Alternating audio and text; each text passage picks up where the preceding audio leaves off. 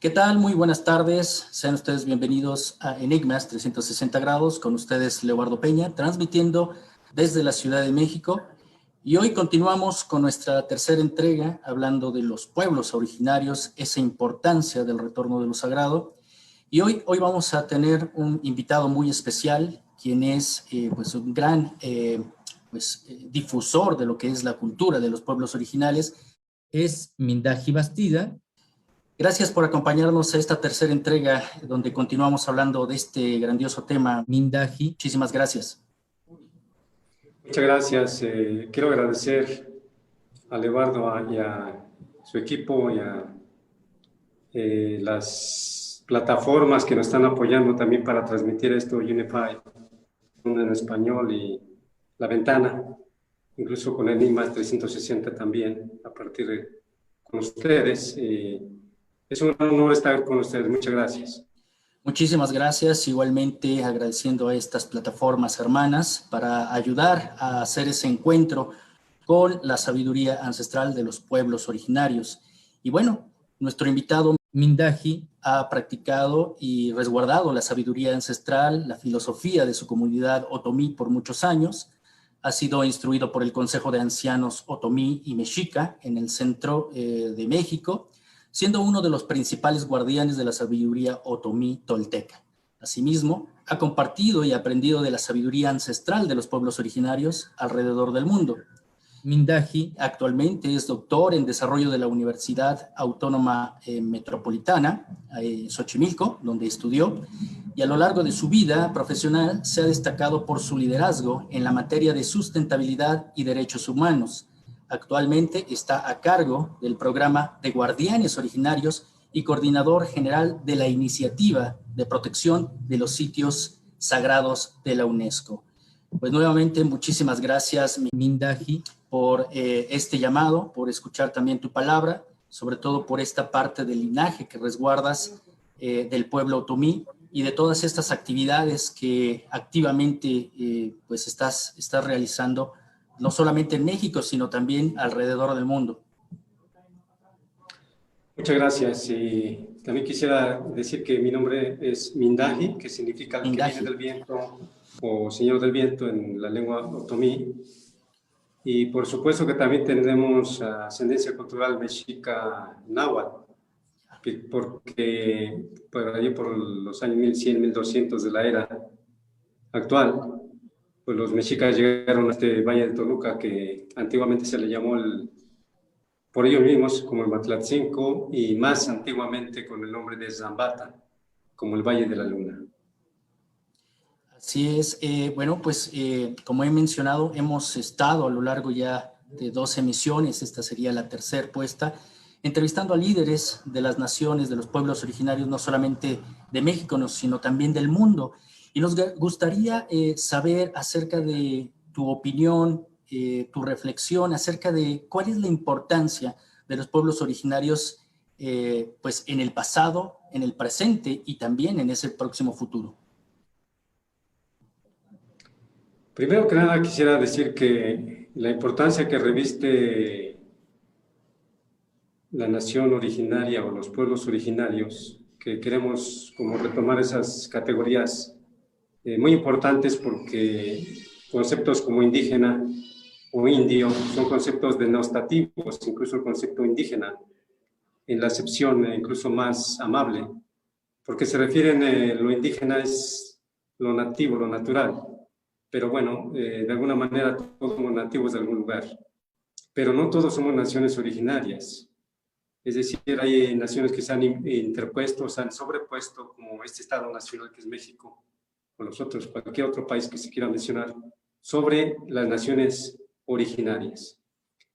Y con ello quiero recalcar que, hablando de las naciones originarias, cuál ha sido su aporte, no tan solo en el pasado, sino en el presente, es precisamente la forma de pensar, los principios que han venido cultivando y que nos han heredado, no tan solo de generación en generación, sino también a través de códices y a través de escrituras en piedra y otros artefactos y objetos sagrados que desgraciadamente muchos de ellos están fuera de los territorios ancestrales y que se encuentran en museos o se encuentran en colecciones privadas, y que ello definitivamente es una afrenta, es una denostación para las naciones originarias. Entonces, quisiera empezar con este pensamiento. Y para ponernos en tela del tema sobre la sabiduría del pueblo otomí, quisiera decir que el pueblo otomí es un pueblo muy antiguo aquí en el centro de México y que antiguamente, hasta hoy su presencia va de costa a costa, desde Veracruz hasta Michoacán y desde San Luis Potosí hasta Puebla, Ciudad de México, Estado de México. O sea, estamos en muchos estados, y que quiere decir que nosotros provenimos de un tronco lingüístico muy importante, que es el proto-otomangue. Estamos hablando de hace unos 30.000 años. Y estos proto-otomangues, esas familias que se asentaron, que de alguna manera eran nómadas, pues impulsaron lo que hoy se conoce como la familia lingüística otomangue. Estamos hablando de hace unos 10.000 años, 7.500 años más o menos. Pero de ahí es la raíz de muchas de las civilizaciones de México y Centroamérica. Es decir, de allí se integraron en tres grandes ramas, que es la familia Proto-Topami, de donde venimos los otomíes, la familia Proto-Mixe-Zoque y todo lo que es la otomayense, o sea, los mayances, las lenguas mayances. Y eso sucedió hace no más de 5.000 años, o sea, 5.200 años en el caso del Proto-Topami y en el caso de la mayance hace 4.500 años. Pero ustedes han escuchado que una de las culturas madres es la cultura olmeca. Y esa cultura olmeca es de la raíz lingüística Mixe-Zoque, y pues la verdad es que nosotros honramos mucho esa cultura también, porque son culturas emparentadas con la nuestra.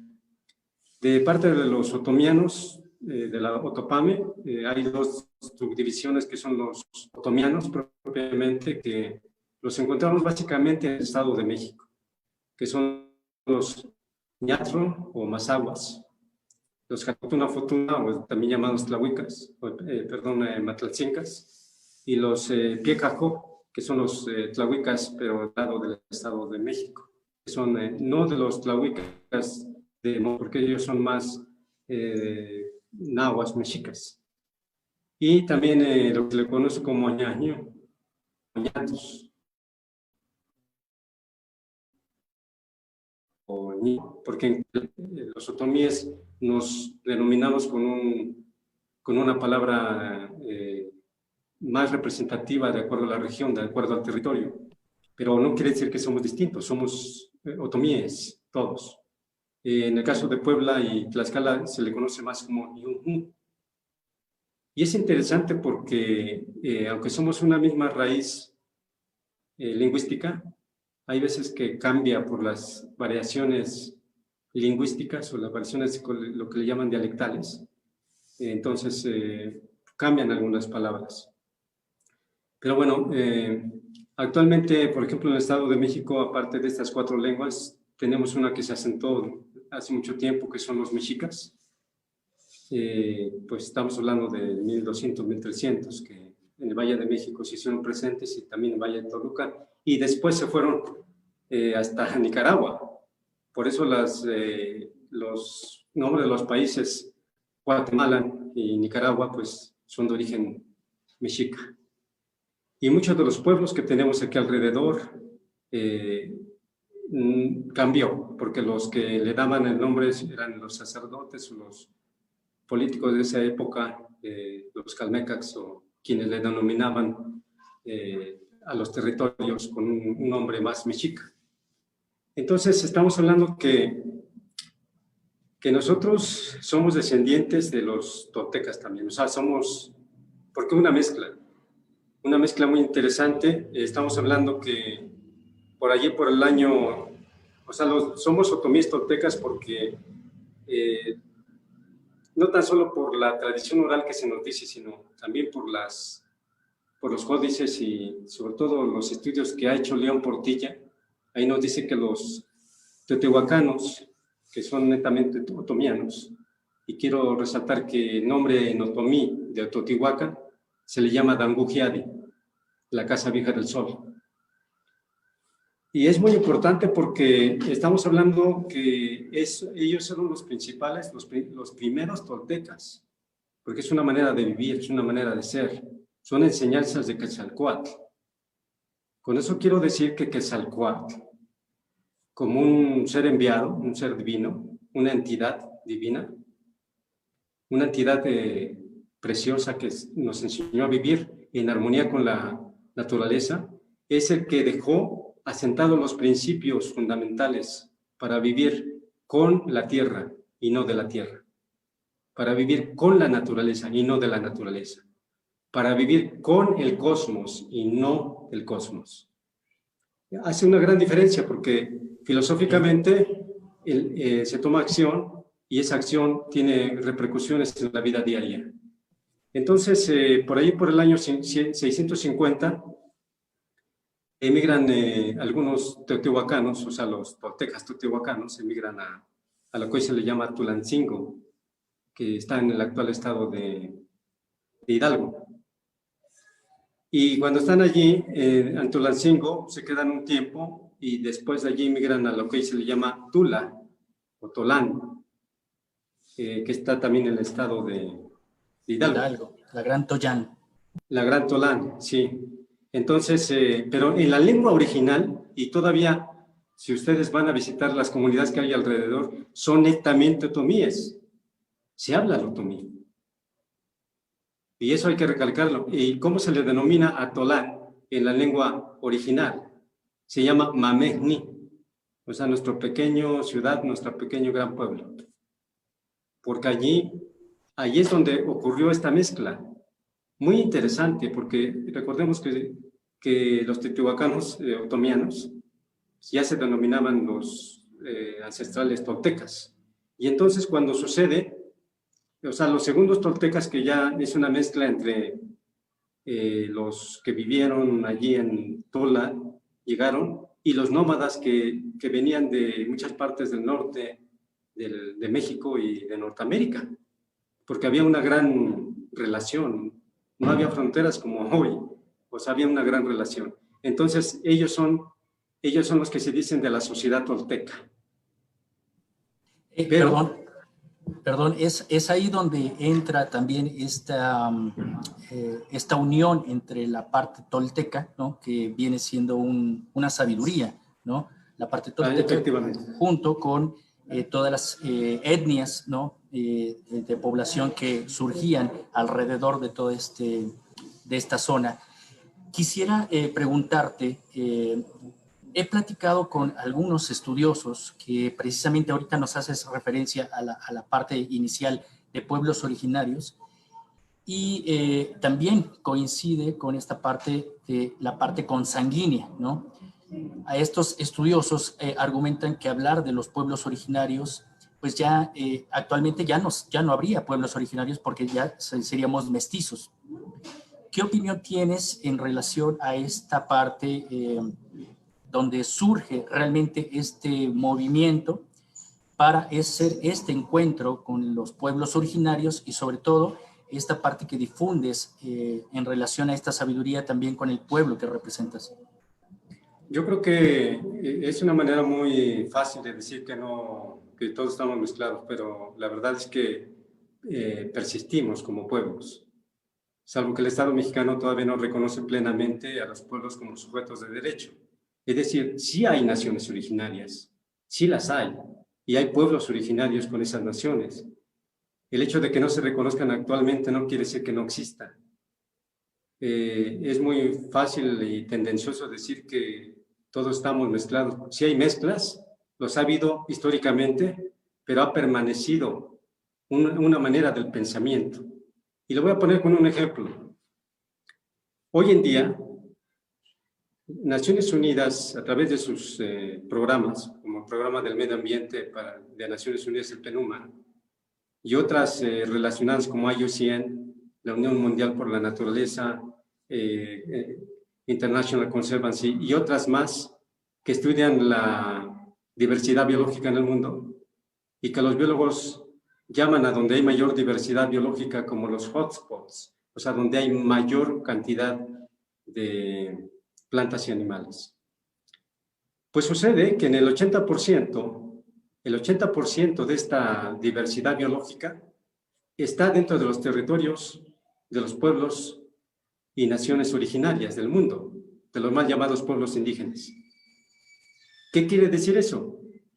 De que si no existiera esta relación profunda entre los humanos con este modo de pensar, pues estaríamos peor hoy en día. Estamos hablando de un 5% de la población humana y estamos hablando apenas, digamos, de una cantidad de tierra, no, ni siquiera la mitad de la tierra, estamos hablando de un 20, a lo mejor de un 30%, en donde está esa diversidad biológica en el mundo. Pero es donde vivimos los pueblos originarios, porque en general no tomamos más de lo que necesitamos. Y no es que seamos flojos, somos muy trabajadores, hacemos cosas maravillosas, pero lo que ha pasado con el proceso de colonialismo, la colonia, el pensamiento eurocéntrico, el pensamiento positivista, esta manera de pensar lineal, causa-efecto, pues nos ha llevado a la catástrofe que vivimos hoy, a este calentamiento global, y nos ha llevado a la erosión cultural y biológica. En síntesis, la riqueza, la herencia biocultural está entre los territorios y con los pueblos y naciones originarias. Pero eso no es una cosa gratis, es una manera de trabajar, de pensar, de actuar, es una manera de ser y estar en el mundo. Has dicho correctamente esta gran diferencia entre pueblos indígenas y los pueblos originarios, porque es muy importante también dar a conocer a todo el público que nos está escuchando y viendo en esta transmisión que existe esa gran diferencia, porque la hemos visto incluso en movimientos políticos, que también es donde se distorsiona, ¿no? También esta parte, cómo se mueve, cómo de alguna forma se manifiestan en ciertas circunstancias, pero en realidad el pueblo originario trasciende fronteras y trasciende en base a un conocimiento que va dejando una práctica, va dejando una praxis, ¿no? Y que en realidad eso es lo que hoy hemos también difundido, ¿no? De alguna forma, ese llamado retorno de lo sagrado, para que las personas que estamos, y lo he manifestado en algunos otros programas, las personas que estamos en la ciudad, ¿no? En las grandes urbes, ¿no? Tengamos acceso a esas raíces, a esa identidad que por muchas razones y por esta desensibilización, ¿no? Has hablado del calentamiento global, de esta forma en que nos hemos desvinculado de la naturaleza. Quisiera preguntarte, ¿cuál es el legado que nos da precisamente el pueblo otomí al mundo? ¿Cuál es ese mensaje? Pues hay varios mensajes, hay bastantes mensajes. Solamente quiero decir que, retomando la toltequidad, es decir, la situación del culto Quetzalcóatl. En otomí, la serpiente emplumada, como se le conoce Quetzalcóatl en el mexica náhuatl, es un ser sumamente central en nuestra relación con el misterio y lo sagrado. Entonces, en ñato, en ñujmú, en otomí se le llama Kenya Mashi. Y quiero retomar eso porque la verdad es que es muy interesante. A veces, con toda la imposición del cristianismo, con la imposición de una manera de pensar muy lineal, pues nos hemos quedado como en la ignominia de decir quiénes somos, y a veces nada más como gente decimos que venimos de una civilización antigua muy grande, como los mayas, como los mexicas, los aztecas, como le llaman, pero muchas veces no toman en cuenta las civilizaciones que antecedieron a ellos y que son quienes le dieron base a la toltequidad, precisamente, a esa sabiduría. Es correcto. Y entonces quiero hacer mención que la verdad es que se han presentado aquí este ser por lo menos 4 veces, y tiene que ver con el movimiento de los soles, las eras, que en términos mesoamericanos estamos hablando del número 52 como muy importante, 5.200 años, que tiene que ver también con el movimiento de los astros como Venus. Y el mismo Quetzalcóatl, es la estrella de la mañana. O hay también Venus vespertino, como la otra contraparte. O sea, quiere decir que en el pensamiento antiguo no hay una división así con lo frío y la caliente, o el universo y el microuniverso, porque nosotros somos el reflejo de ello. Voy a hablar un poco más de eso en la segunda intervención, pero antes quiero retomar la presencia del Quetzalcóatl o de Kenyamashi. El primer paso que se dio por aquí de este ser fue más o menos hace 4.200 años. Estamos hablando de unos 2.000 años antes de Cristo. Es de lo que estamos hablando. Y a él se le llamó Huracán. Entonces, este ser que vino y que representa al Tezcatlipoca negro, este ser que vino a entregar las enseñanzas de cómo vivir en armonía con los demás seres. Y de paso voy a ir diciendo algunas cosas interesantes. Una es que el vivir con la naturaleza es un compromiso enorme, porque hay seres que son bioculturales, no tan solo nosotros como seres humanos. El maíz es un ejemplo. El maíz en su estado natural, en su estado, digamos, silvestre, pues es un pasto con unos granitos que allí se le llaman teocintles o teocintle. Y ese grano, pues con el paso del tiempo, por una comunicación más allá de lo racional, una comunicación incluso espiritual, es como se dio la domesticación. Y son las razas de maíz que tenemos hoy y todas las variedades. Pero ¿qué pasa si ya no se siembra maíz? Se convierte otra vez en un grano silvestre, se convierte otra vez en teocintle. Entonces tiene que pasar muchísimos años para que se convierta otra vez en maíz y estarlo cuidando. Pero desde el punto de vista antropocéntrico, con un pensamiento eurocentrista incluso, nosotros siempre decimos que los seres humanos somos los que hacemos y deshacemos, porque somos los que tenemos permiso para explotar, para dominar, encima de todas las especies, sean plantas, animales o incluso los minerales. Pero en el pensamiento antiguo, en el pensamiento de este Quetzalcóatl, no es así. Nosotros somos una especie más. Como seres humanos somos una especie más y por eso se llaman parientes todos los demás. Es decir, las montañas, las quebradas, el mar, los ríos, las cascadas, las lagunas, las ciénegas, los suelos, los paisajes, los árboles, todos los animales, somos nosotros. Somos el reflejo de todos ellos. Somos una especie más, son nuestros parientes. ¿Por qué?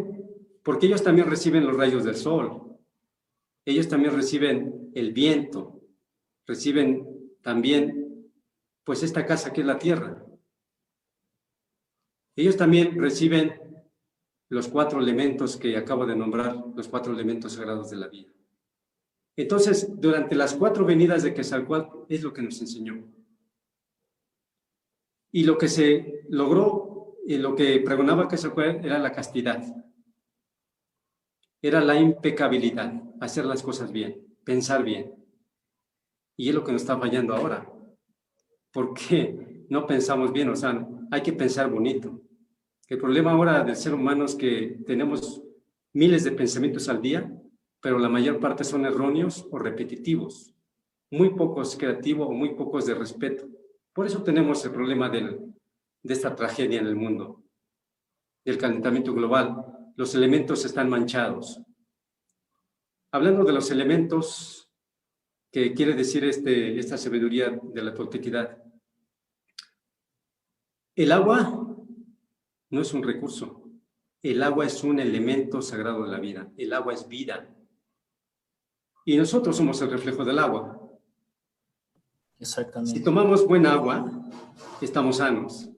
Pero si tomamos un agua industrializada, un agua ya, pues, como lo hemos visto en muchas partes, no tan solo en México, en África, donde, pues, el agua que no corre, pues, tiene problemas, incluso con la amibiasis o cosas con sedimentos fecales, etcétera, etcétera. Entonces, ahí tenemos problema.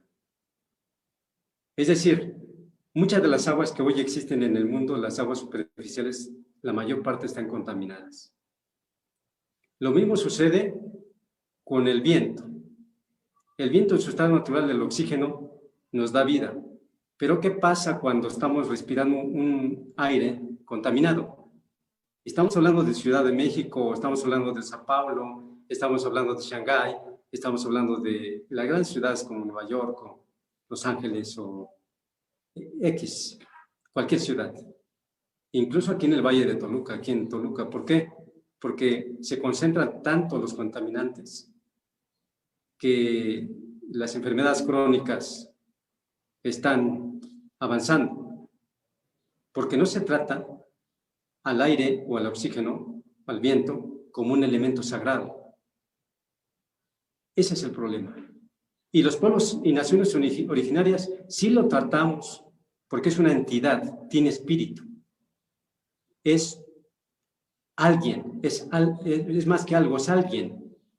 Y por eso ahora los derechos de la naturaleza están rebasando a la ley ambiental, porque la ley ambiental o las leyes ambientales son muy permisivas. Entonces quiere decir que también la tierra se le tiene que tratar como algo sagrado. No es nada, o sea, en este pensamiento que la tierra se puede privatizar y hacer los cambios constitucionales para que tú puedas dominar en esa tierra y hacer lo que quieres, ese ha sido el problema, la codicia. Y en los pueblos originarios, en las naciones, claro que tenías a cargo, pero tú nunca eras dueño, siempre es un guardián, alguien que cuida. Por eso se llaman los derechos colectivos.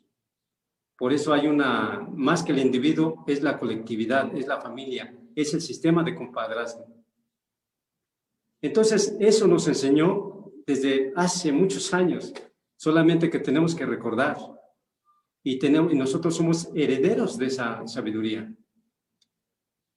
Otro de los elementos sagrados que también tenemos que recordar es la energía que proviene del sol, pero también la energía que proviene de la madre tierra, o sea, el corazón de la tierra. Por eso cuando se reza, se dice corazón del cielo y corazón de la tierra. Eso es muy importante porque esos elementos, si los usamos o si los pensamos como algo sagrado, entonces no tendríamos problemas. Porque ahora precisamente el sobreuso de las energías fósiles es lo que está aumentando los niveles considerables del dióxido de carbono y los fluorocarbonos que están en la atmósfera. Y por la codicia muchas empresas, muchas industrias están en este problema que nos están teniendo, pero nosotros somos responsables también.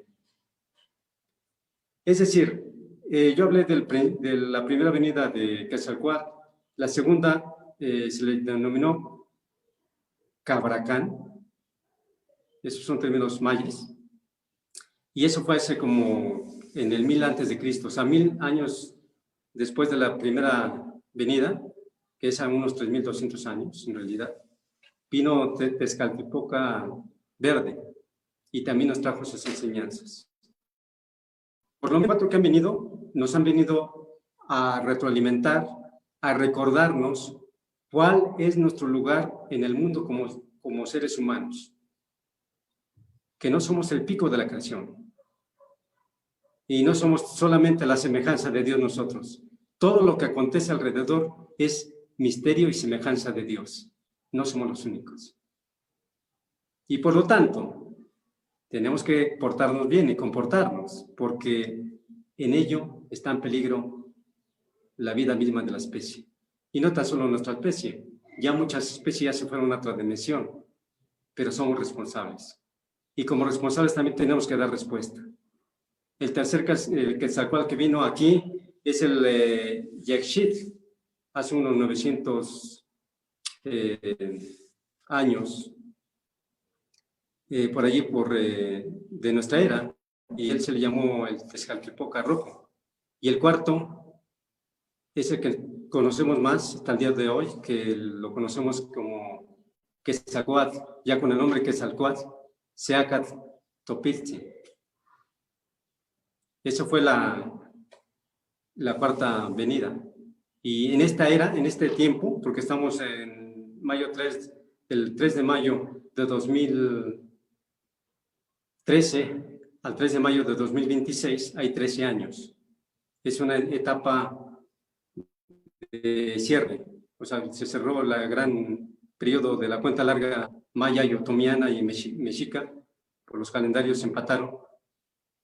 Es decir, entre paréntesis quiero decir que ser tolteca no fue de 100 años para acá, o no se formó esa sociedad en 100 años. Viene desde la época antigua, incluso pre-Teotihuacán. Exactamente.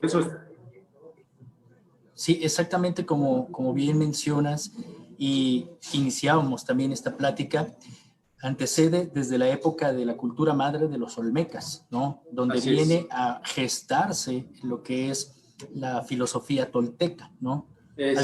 Algunos le han querido, o no sé si eso es correcto, pero se ha llamado toyanteca, ¿no? Que es ese conocimiento que estaba reservado para las generaciones futuras y que precisamente estamos reconociendo en este momento que nos lo estás compartiendo. Y me parece muy importante entrar en esta parte del conocimiento ancestral, de ese retorno de lo sagrado, porque es una parte de resignificar la parte educativa, ¿no? Es la parte ancestral que se resguardó. Incluso más adelante quisiera saber tu opinión acerca de estos 500 años que ya se cumplen. Pero si bien en este momento podemos observar que debe de entrar la sociedad, bueno, empezando por México, con este resignificar el retorno de lo sagrado, resignificando la parte de la educación.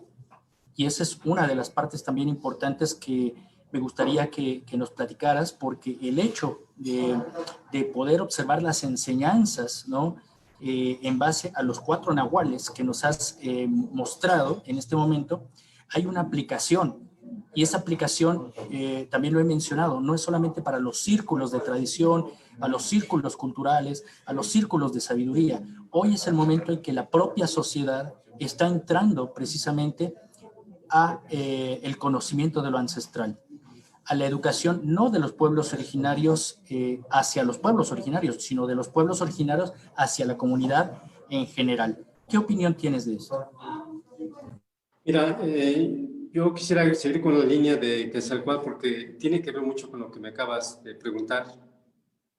De los 500 años, en realidad son 520 años.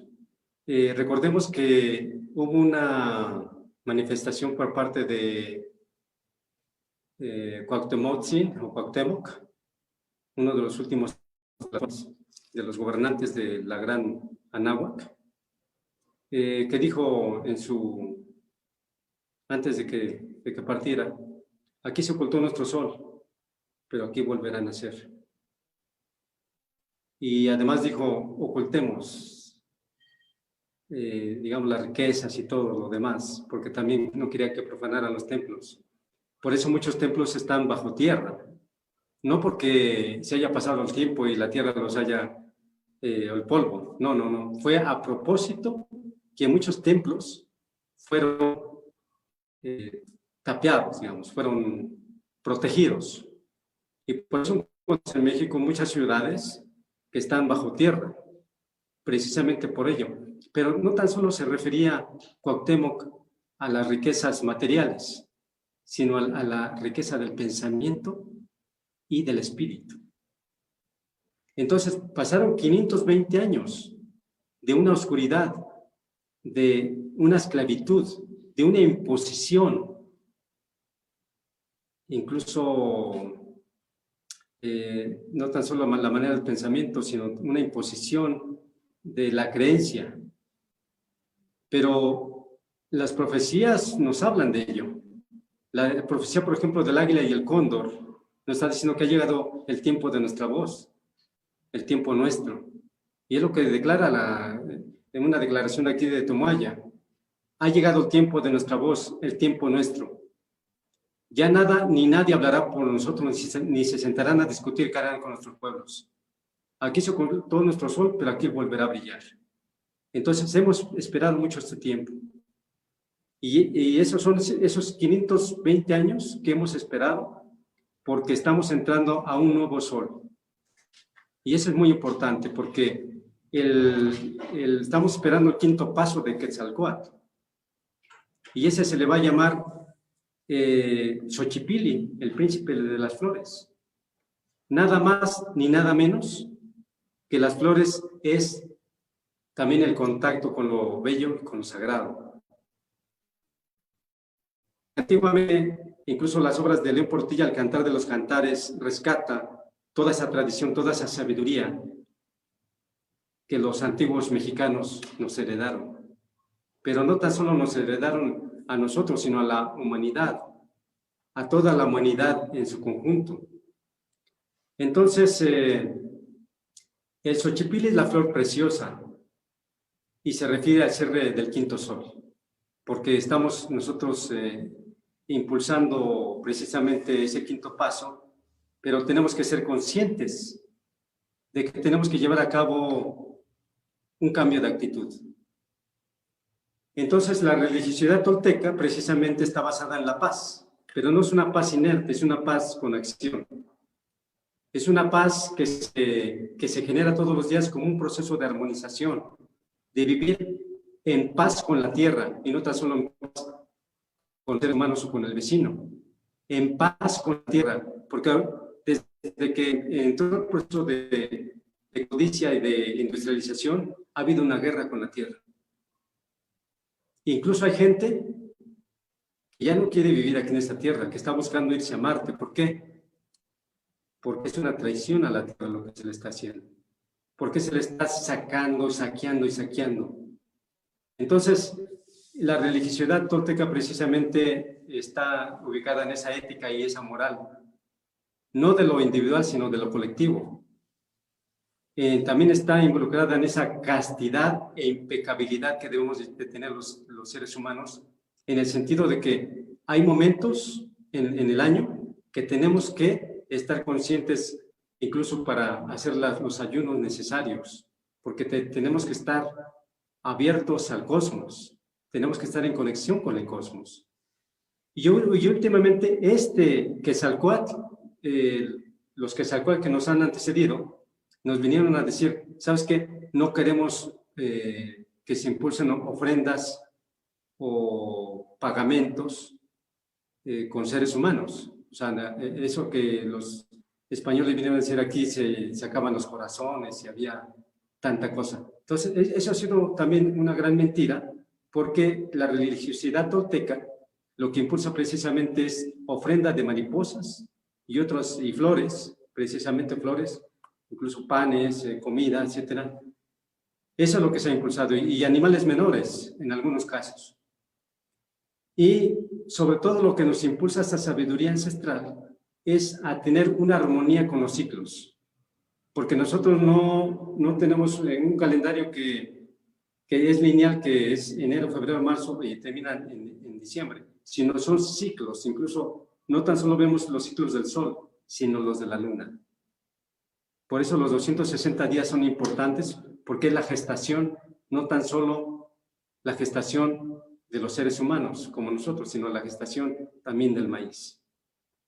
Y precisamente el maíz es tan importante para la civilización mesoamericana, pero ahora para el mundo, porque es el principal grano que se consume en el mundo, aunque sea industrializado como sea. Pero eso sí es importante mencionar. Y la llamada, por ejemplo, piedra del sol, o el famoso calendario, pues no se azteca, eso antecede. Es una piedra de diseño elaborado Ñañú Otomí, por si no lo sabían. Y allí está inscrito el año Otomí 13 Carrizo, que nosotros le denominamos 13 Anshiti. Qué interesante, sí. Y ese se completó el 28 de marzo de 2012.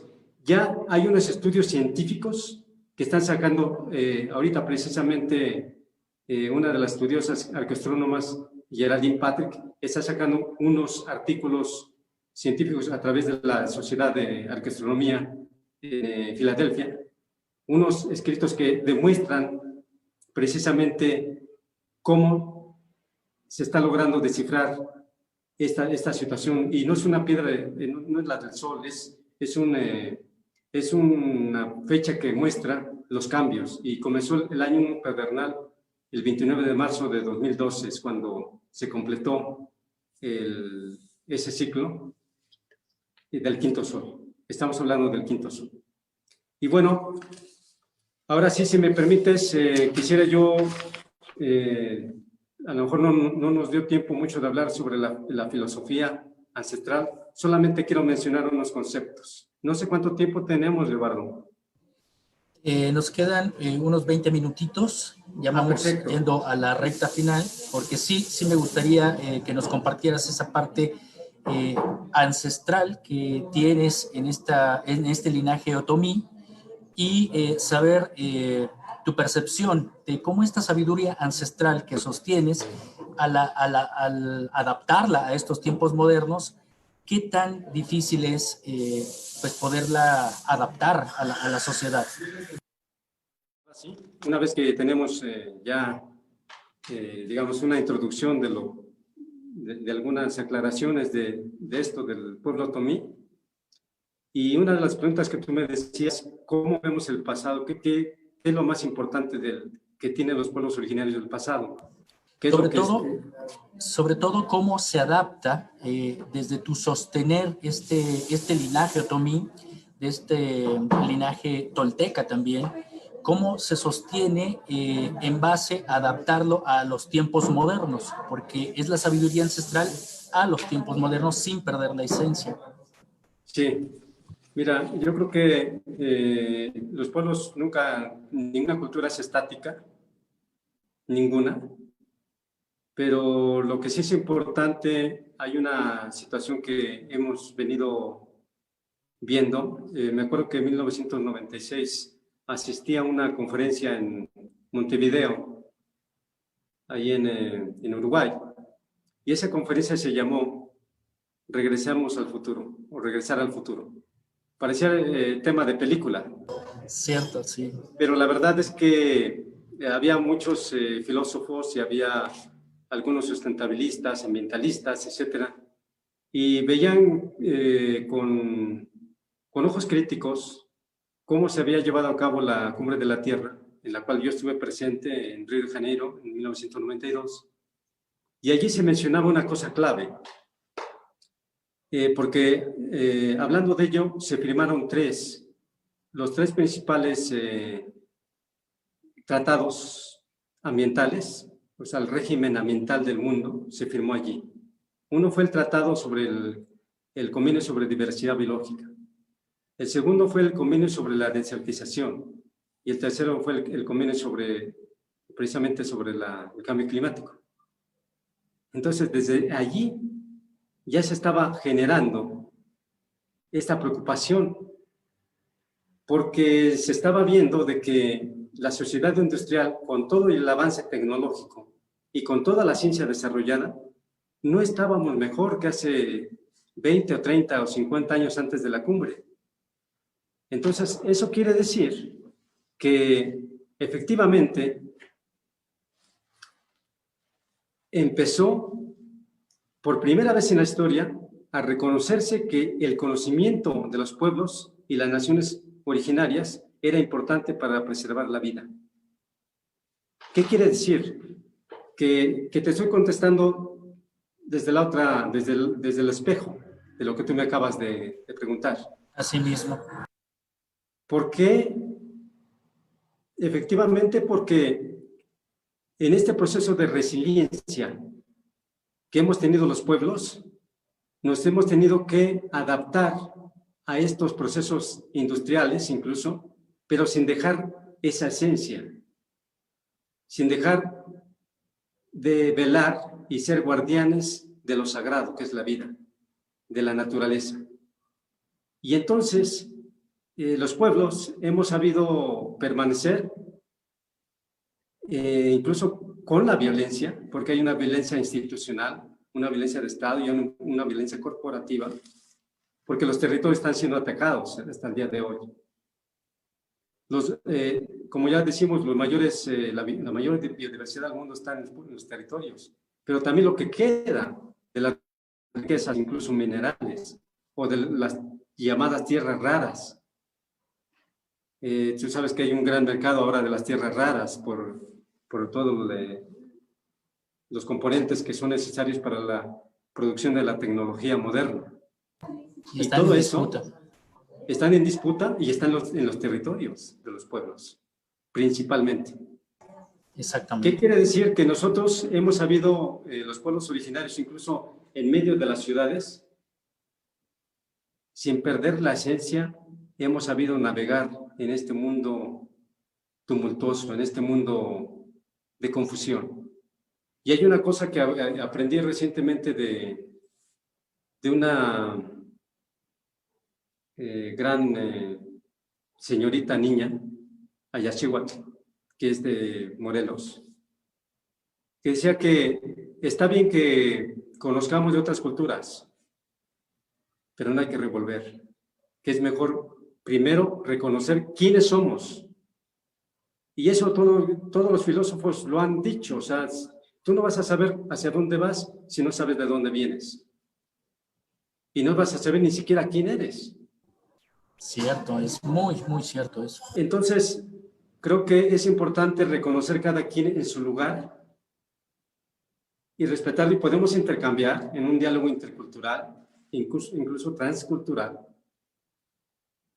pero siempre reconociendo de que la esencia, y esa esencia es lo que podemos nosotros estar orgullosos, sobre todo los pueblos y naciones originarias, de que tenemos una manera de pensar distinta, y que esa manera de pensar distinta ahora está siendo valorada por las Naciones Unidas.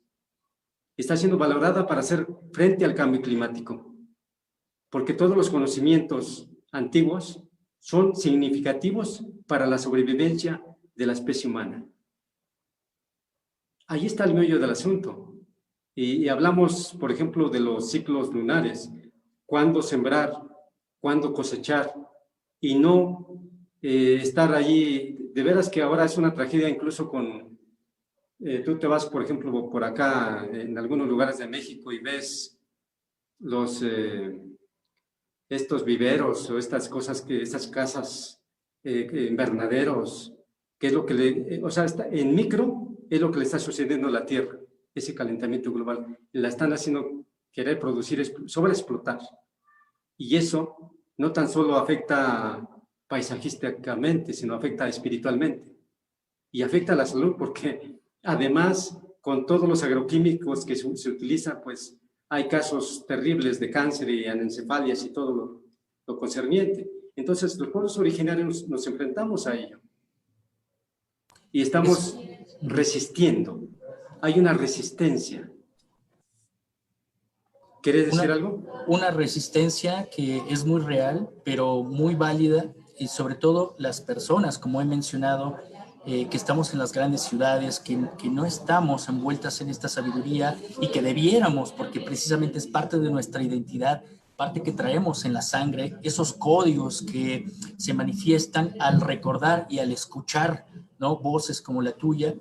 En este momento es tan importante porque nos hemos apartado de los ciclos naturales de la vida, ¿no? y eso es precisamente el gran legado que nos estás mencionando. Y bueno, ya yendo a esta parte final, que agradezco realmente tu palabra como una palabra medicina, ¿cuál sería esta reflexión hacia ese retorno de lo sagrado desde esta parte del mensaje del pueblo otomí y sobre todo en esta filosofía de la toltequidad? Primero, pensar que en muchas lenguas incluso no existe la palabra yo, existe la palabra nosotros. Autores como Leckersdorf, que estuvo viviendo, por ejemplo, entre los mayas, tzotziles, celtales, sobre todo en Chiapas, y entre otros grupos, pues es muy importante porque el mensaje es que tenemos que recuperar la dignidad como seres humanos. Y recuperarla significa bastante compromiso, o sea, significa tomar la responsabilidad que se nos confiere como seres humanos frente a la vida, con la vida. Y nosotros creemos que la misión, ¿por qué estamos aquí presentes en este mundo? Es para cuidar la vida, no para explotarla, no para humillarla, no para hacer menos a nadie, sino que entre todos tenemos derecho a la vida y que entre todos podemos hacer la diferencia.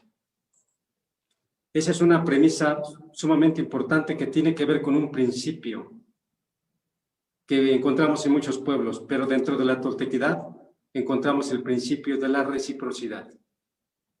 Tú no puedes tomar más de lo que no necesitas, porque entonces ya hay una enfermedad mental. Y precisamente es esa armonización, no tan solo con la naturaleza, pero con la Madre Tierra. ¿Y por qué le llamamos Madre Tierra? Le llamamos Madre Tierra porque nos alimenta, nos sostiene, en nuestra casa. Pero es un ser, y es un ser más importante que nosotros como seres humanos. Y lo voy a decir por qué. Porque nosotros no podemos vivir sin la Madre Tierra, pero la Madre Tierra sí puede vivir sin nosotros. Así de sencillo. Pero la Madre Tierra no está sola. La Madre Tierra tiene más familia, más que nosotros. Está el Sol, el que nosotros le llamamos el Padre Sol. Está la Abuela Luna, que es más antigua que la Tierra. Y también va viajando. O sea, nosotros somos viajeros porque la Madre Tierra va viajando en el universo. Y parece ser que estamos desconectados con ese cosmos. Entonces, el mensaje es que nos conectemos en tiempo y espacio, lo que nos corresponde, y saber que estamos aquí por un propósito, para preguntarnos qué clase de criaturas somos los seres humanos, por qué estamos aquí y qué queremos dejar a los que vienen. Las nuevas definiciones, por ejemplo, de la sustentabilidad o el desarrollo sustentable, que es solamente una justificación para seguir explotando la tierra, al último de la casa, pero que además es un paso importante. Pero lo que queremos como y naciones originarias es que se nos reconozca como sujetos de derecho, no tan solo a nosotros, sino a los ríos, a las montañas sagradas, a todo lo que está alrededor, que se les reconozca con sus derechos como sujetos de derecho. Necesitamos migrar a los derechos de la naturaleza y los derechos de la Madre Tierra. Entonces, es un mensaje en la actualidad de los pueblos y naciones originarias. Es maravilloso esto que nos acabas de mencionar, los derechos de la naturaleza, conjuntamente con los derechos de los pueblos originarios, que es también una labor que estás realizando, ¿no? En la parte de los derechos humanos. Y vamos a tomarnos unos minutitos más porque esto realmente está muy interesante y no me quiero despedir del público que nos acompaña en este momento sin hacerte esta pregunta, porque también están realizándose movimientos, agrupaciones, ¿no? Sobre todo que están generando esta recuperación, ¿no? Recuperar esa memoria, ¿no? Esa memoria que quedó dormida, pero hoy está resurgiendo, está despertando, está estimulando.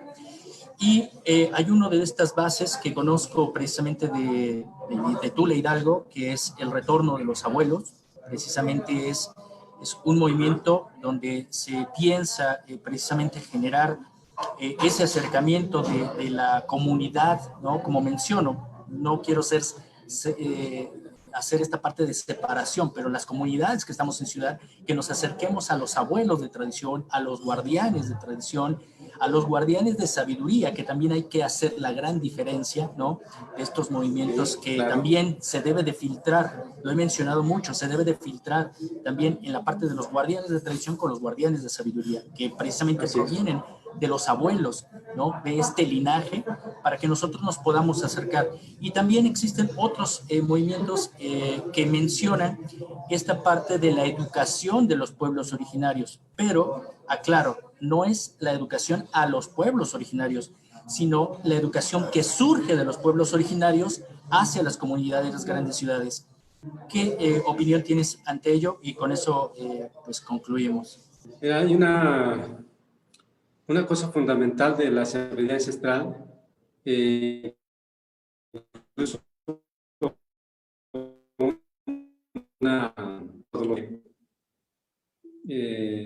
el individuo en el colectivo, le dice, enséñate a hacer esto. ¿Nos podrías repetir, enséñate, por favor? ¿Nos podrías repetir, por favor? Se cortó un pedacito. ¿Nos podrías repetir, por favor? Sí, con mucho gusto. Una cosa fundamental de lo que nosotros hemos heredado, incluso dentro de lo que hoy nos toca en estos tiempos, es que una de las nociones fundamentales del individuo en lo colectivo es que tome conciencia del ser, de su ser en el tiempo y en el espacio, en el mundo. Y una de las cosas que nosotros siempre impulsamos y que estamos entregando a la humanidad, a las grandes ciudades, es que se hagan responsables de su ser individual frente a lo colectivo. Entonces decimos, enséñate. No decimos, mira, yo te estoy enseñando, mira, yo soy tu maestro y yo soy el que te voy a decir cómo. No. Toma responsabilidad tú, pero en el hacer. O sea, necesitamos la acción. Porque del pensamiento antiguo no hay separación entre las ideas y la realidad. O sea, en el pensamiento de los pueblos ancestrales, originarios, no hay esa separación, como lo marcan algunas ciencias. Entonces, necesitamos retomar esa sabiduría ancestral de hacernos responsables de nuestros actos. Pero, ¿responsables para qué? Para que dejemos un mejor lugar. No queremos sustentabilidad, queremos vivir bien, queremos agua limpia, queremos respirar bien, oxígeno limpio. Queremos que la madre tierra esté limpia, los suelos, y queremos que las energías sean limpias y renovables. Ya no más uso de contaminantes que vienen de las energías fósiles. ¿La sociedad estamos lista? ¿La sociedad estamos lista? Creo que la sociedad en su conjunto no, pero sí algunos pueblos, algunas naciones, incluso naciones modernas están ya transitando hacia allá. Pero nosotros debemos acelerar el paso. Y acelerar quiere decir que nos vayamos con precisión. Primero, pensar en que tenemos que empezar a frenar todo el proceso de destrucción de la erosión biocultural.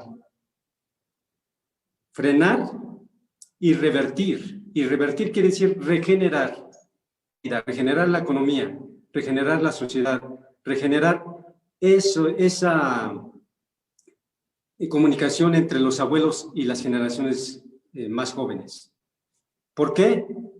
¿Por qué es importante? Porque hoy en día incluso los abuelos, como bien lo mencionas, y hay otros tipos de abuelos que no son ni de tradición ni sabios, pero que de cualquier manera tienen experiencia. ¿Perdón? Ni edad, tampoco tienen, ni edad. Es atemporal, no hay edad, no hay un cargo, ¿no? sino es la parte de la conciencia. Eso, es recuperar la conciencia, sobre todo colectiva, porque aquí todos estamos interrelacionados, pero cada quien tiene su lugar en el mundo, cada quien tiene su personalidad, y es lo que tenemos que cuidar. Entonces, no queremos a los ancianos en los asilos. ¡Qué desperdicio! Y además, qué falta de responsabilidad. No queremos a los ancianos lejos de los jóvenes, porque ahí está la experiencia también.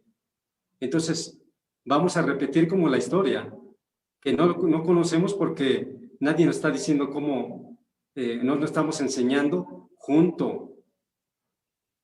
Lo que quiero decir es que debemos recuperar la familia, debemos recuperar las comunidades conscientes. Y cuando digo la familia, no estoy hablando solamente de los seres humanos, y no estoy hablando solamente de la familia consanguínea, porque tú tienes familia a donde estás. La gente con la que trabajas es tu familia. Las plantas con las que vives es tu familia. El paisaje con el que vives es tu familia. Y la colectividad, las comunidades es lo que tenemos que regenerar. Tenemos que regenerar una economía, sí, pero no cualquier economía.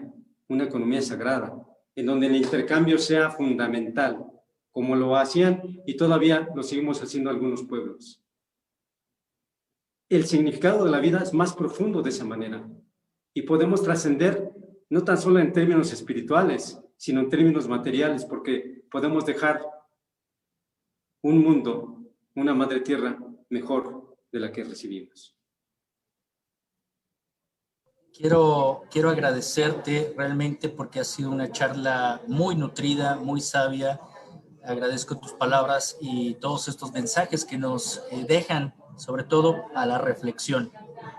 Y esperemos que podamos tener una segunda conversación porque hay mucho por qué hablar y sobre todo dar esa voz que obviamente sabemos que tú tienes ese trabajo, viajas por todo el mundo y que, pues bueno, a través de estos medios podemos ser el canal, podemos hacer un puente para llegar a más personas. Te agradezco mucho tu presencia, tu palabra y si gustas darnos algún dato para que la gente que también se quiera acercar a preguntarte, ¿no? Acercarte a estos movimientos, se quiera sumar incluso, si nos puedes decir dónde te pueden localizar. Sí, les voy a compartir una página de internet que se llama Timekeepers. Es Earth Timekeepers, como Earth de tierra. Es con E-A-R-T-H,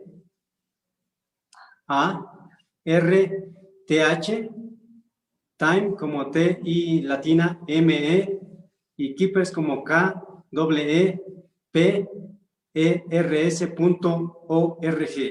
Esa es nuestra página en donde estamos impulsando la recuperación de la sabiduría ancestral con referencia al tiempo y el espacio.